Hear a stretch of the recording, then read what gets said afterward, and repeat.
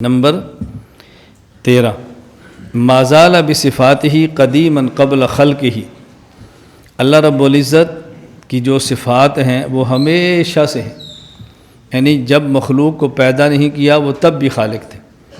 لم یزدد بکونہم شیئا لم یکن قبلہم من صفاتہ، اگر اللہ تعالیٰ کی کوئی صفت تھی اور چیز کو پیدا نہیں کیا وہ تب بھی صفت تھی، اور کسی چیز کے پیدا ہو جانے سے اللہ کی کسی صفت میں اضافہ نہیں ہوا، نہ کمی ہے نہ اضافہ۔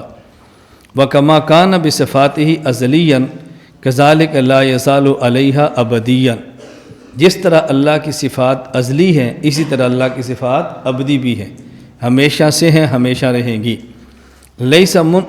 نمبر 14 لیس منذ خلق الخلق استفاد اسم الخالق ولا باحداثہ البریۃ استفاد اسم الباری، ایسا نہیں ہے کہ جب اللہ نے کسی کو پیدا کیا ہو تو پھر اللہ کی صفت خالق ہو، مخلوق کو بنایا ہو تو پھر صفت باری ہو، ایسا نہیں ہے۔ جب مخلوق کو پیدا نہیں کیا تب بھی خالق تھے، اور جب کسی چیز کو نہیں بنایا تب بھی باری تھے۔ بات سمجھنا، ایک ہوتا ہے کسی صفت کے ساتھ متصف ہونا، اور ایک ہوتا ہے کسی صفت کا اظہار ہونا۔ اللہ تعالیٰ صفات کے ساتھ متصف تو ہمیشہ سے ہیں، لیکن اللہ تعالیٰ کی کسی صفت کا اظہار تب ہوتا ہے جب اللہ تعالیٰ اس چیز کو پیدا فرماتے ہیں۔ خالق تو اللہ ہمیشہ سے ہے نا تمام انسان کے، لیکن جب ایک انسان پیدا کریں گے اب اللہ کی صفت خلق کا ظہور ہو جائے گا، تو صفات کے ساتھ متصف ہونا اور بات ہے اور صفات کا ظہور ہونا اور بات ہے۔ میں پھر یہ بات کہنے لگا ہوں کہ اللہ تعالیٰ بے مثال ہے، لا شیء مثلہ، لیس کمثلہ شیء، لیکن سمجھانے کے لیے بس اوقات مثال دینی پڑتی ہے۔ اب دیکھو، ایک شخص بیان نہیں کر رہا لیکن بیان کرنا جانتا ہے اور بیان کرتا بھی ہے، وہ خطیب ہوگا یا نہیں؟ یہ کون ہے؟ خطیب صاحب بیٹھے، کوئی بندہ کہ جی خطیب صاحب ہے تو پھر بول کیوں نہیں رہے؟ آپ کہہ رہے ابھی بولیں گے تو میں سمجھ آ جائے گی، ابھی سمجھ آئے گی یہ خطیب صاحب ہے شکر کرو چپ کر کے بیٹھے ہوئے۔ تو بسا اوقات ایک انسان بہت اچھا قاری ہوتا ہے لیکن وہ تلاوت کر نہیں رہا ہوتا، لیکن قاری پھر بھی ہوتا ہے نا، اور اس کے قاری ہونے کی صفت کا اظہار کب ہوتا ہے؟ جب وہ تلاوت شروع کرتا ہے۔ ایک شخص خطیب ہوتا ہے لیکن صفت خطابت کا اظہار کب ہوتا ہے؟ جب وہ خطبہ شروع کرتا ہے۔ اسی طرح اللہ خالق تو ازل سے ہے، لیکن صفت خلق کا اظہار اس وقت ہوتا ہے جب کسی چیز کو پیدا فرماتے۔ تو صفات سے متصف ہونا اور بات ہے، اور صفات کا ظہور یہ اور بات ہے۔ نمبر 15 لہو معنی الربوبیت ولا مربوب ومعنی الخالقیت ولا مخلوق، یہ معنی صفت ہے۔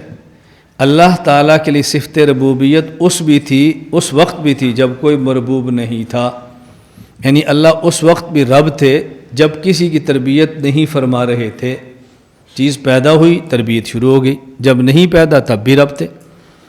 اور اسی طرح صفت خالقیت اللہ کے لیے اس وقت بھی تھی جب کوئی مخلوق نہیں تھی۔ تو صفت خالق تو مخلوق کے وجود سے پہلے بھی تھی، لیکن صفت خالق کا ظہور اس وقت ہوا کہ جب مخلوق کو پیدا فرمایا۔ نمبر 14 وَكَمَا أَنَّهُ نمبر 16 وَكَمَا أَنَّهُ مُحْيِي الْمَوْتَى بَعْدَمَا أَحْيَاهُمْ استحق هذا الاسم قبل إحيائهم كذلك استحق اسم الخالق قبل انشائهم، جس طرح اللہ رب العزت نے ابھی پیدا فرمایا، پھر یہ انسان میت ہوگا، پھر قیامت کے دن دوبارہ پھر پیدا فرمائیں گے، تو ابھی قیامت آئی نہیں ہے، ابھی اموات کو پیدا کیا نہیں ہے، لیکن اب بھی اللہ کو محیی کہتے ہیں۔ بالکل اسی طرح کوئی چیز ابھی پیدا نہیں ہوئی، پیدا ہونی ہے، لیکن تب بھی اللہ تعالیٰ کو خالق کہتے ہیں۔ تو اموات کے حیات سے پہلے بھی محیی ہیں اور مخلوق کو پیدا کرنے سے پہلے بھی وہ خالق ہے۔ تو صفات کے ساتھ متصف ہونا اور بات ہے، اور صفات کے ساتھ صفات کا ظہور یہ اور بات ہے۔ یہاں دو لفظوں میں فرق سمجھیں۔ یہ بات میں کیوں کہہ رہا ہوں کہ عام طور پہ ہمارے یہاں بعض لوگ کم فہمی کی وجہ سے یہ بات کہہ دیتے ہیں، کم فہمی کی وجہ سے، کہ یہ تخلیقات فلاں شاعر کی ہے، یہ تخلیق فلاں شاعر کی ہے، یہ تخلیق فلاں آرکیٹیکٹ کی ہے، یہ فن کی تخلیق فلاں کی ہے۔ نہ، ایک ہے لفظ خلق اور ایک ہے لفظ ایجاد۔ عدم سے کسی چیز کو وجود میں لانا، اس کا نام ہوتا ہے خلق، اور مخلوق کو اللہ تعالیٰ کی خداداد عقل کے ذریعے اور اللہ کے عطا کردہ اسباب کے ذریعے نئی شکل دینا، اسے کہتے ہیں ایجاد۔ تو خلق کہتے ہیں عدم سے وجود میں لانے کو، اور ایجاد کہتے ہیں موجود کو نئی شکل دینے کو، مخلوق کو نئی شکل دیں، اسے کہتے ہیں ایجاد۔ مثلا یہ میرے ہاتھ میں گھڑی ہے، اب یہ گھڑی بنی ہے لوہے سے۔ دنیا میں ہر بندہ یہی کہے گا کہ لوہے کو پیدا اللہ نے کیا ہے، اور دنیا میں ہر بندہ کہے گا اس گھڑی کو فلاں انسان نے بنایا ہے، فلاں کمپنی نے بنایا ہے۔ تو یہ لوہے سے بنی ہے، جب لوہے کی باری آئے گی تو نسبت خالق کی طرف کریں گے، اور جب لوہے کی موجودہ شکل کی باری آئے گی، یہ جو گھڑی ہے، اب نسبت اللہ کی طرف نہیں بلکہ نسبت انسان کی طرف کریں گے۔ اس کا معنی کیا ہے؟ اس کا خالق اللہ ہے اور اس کا موجد انسان ہے۔ تو انسان موجد ہوتا ہے، انسان خالق نہیں ہوتا۔ اس لیے انسان کی کوئی تیار کردہ چیز ہو، اسے انسان کی ایجاد کہنا چاہیے، اسے انسان کی تخلیق نہیں کہنا چاہیے۔ تخلیق اور چیز ہے اور ایجاد اور چیز ہے۔ دوسری بات اب سمجھیں، انسان جب کسی چیز کا موجد ہو تو اس کا مالک بھی ہوتا ہے، لیکن تب تک مالک ہے جب تک اس کو فروخت نہ کر دے۔ جب فروخت کر دے تو اس کی ملک ختم، اب مالک خریدار بن جاتا ہے۔ تو انسان جو موجد ہے، اشیاء پر اس کی ملک دائمی نہیں ہے، عارضی ہے۔ اس کے باوجود بھی موجد کی بات کو مانا جاتا ہے، حالانکہ اس کی ملک عارضی ہے۔ تو اللہ تعالیٰ جو خالق ہیں، ان کی ملک عارضی نہیں ہے، ان کی ملک دائمی ہے۔ تو جب موجد کی بات کو مان لینا یہ کوئی سختی نہیں ہے، تو خود خالق کی بات کو مان لینا یہ کون سی سختی ہے؟ ایک ہوتا ہے کسی چیز کو پیدا کرنا، اور وہ چیز خراب ہو جائے تو ایک ہے اس کو ٹھیک کرنا۔ اب ٹھیک کرنا چونکہ مختلف قسم کا ہوتا ہے، خرابی مختلف ہے تو ٹھیک کرنا مختلف ہے۔ تو جیسی خرابی ہوتی ہے اس خرابی کا نام بھی ہوتا ہے، اور جس طرح ٹھیک کرنا ہوتا ہے ٹھیک کرنے والے کا نام بھی ہوتا ہے۔ اگر جسم میں خرابی آ جائے اور اسے کہیں مرض، تو جو ٹھیک کرتا ہے اسے کہیں گے طبیب۔ اب آنکھ کو پیدا اللہ نے کیا، اور اگر آنکھ بیمار ہو جائے تو علاج اس کا طبیب کرتا ہے۔ طبیب جب علاج کرے تو وہ کہتا ہے کہ اپنی آنکھ پر سبز پٹی باندھ لو، اوپر کالا چشمہ لے لو، اور کم از کم 1 مہینہ تک آپ نے کسی چیز کو نہیں دیکھنا۔ دنیا میں کوئی انسان بھی نہیں کہتا کہ یہ ڈاکٹر اور طبیب بہت ظالم ہے، اس نے ہر کسی کو دیکھنے سے منع کر دیا۔ اور اللہ تعالیٰ جنہوں نے آنکھ کو پیدا کیا ہے، وہ یہ نہیں کہتے کسی کو نہیں دیکھنا، وہ کہتے ہیں اس آنکھ سے ہر کسی کو دیکھنا ہے، صرف ایک کو نہیں دیکھنا جس سے تمہارا نکاح ہو سکتا ہے۔ جب نکاح ہو جائے تو پھر اس کو بھی دیکھنا ہے۔ اور کہتے ہیں بہت سخت ہے اللہ تعالیٰ، شریعت کے احکام بہت سخت ہیں۔ جو آنکھ کا مالک ہے اور خالق ہے، وہ کہہ رہا ہے اس آنکھ سے سب کچھ دیکھو، صرف اس کو نہ دیکھو جس سے تمہارا نکاح ہو سکتا ہے، اور وہ بھی تب تک جب تک نکاح نہیں ہوتا۔ جب نکاح ہو جائے تو اس کو بھی دیکھو اور جی بھر کے دیکھو، تم دیکھو کہ میں اس پہ ثواب کروں گا، اور شوق سے دیکھو۔ اور حدیث پاک میں بھی ہے نا، رسول اللہ نے فرمایا بہترین عورت کی 3 نشانیاں ہیں، ان میں پہلی نشانی یہ بیان فرمائی اذا رأیتہا سرت کا، جب تو اس کو دیکھے نا تو تجھے مزہ آ جائے جب اس کو دیکھے تو تجھے مزہ آ جائے۔ اس لیے بیوی ایسی ہونی چاہیے کہ بیوی کو دیکھے تو بندہ مزہ آ جائے، اور بیوی اگر کچھ ایسی نہ ہو تو اس کو ایسا بننا چاہیے کہ شوہر دیکھے تو اس کو مزہ آ جائے، اور اس پر اجر ملتا ہے، اجر۔ خیر اس پر تو ہمارے بیان بھی ہیں، لیکن یہ ذہن میں رکھ لیں، جس طرح آپ کی خواہش ہے کہ آپ گھر جائیں اور بیوی ایسے بن کر آئے کہ آپ کو مزہ آ جائے، تو جب آپ گھر جائیں تو آپ بھی ایسے بن کر جائیں کہ بیوی دیکھے تو اس کو بھی مزہ آ جائے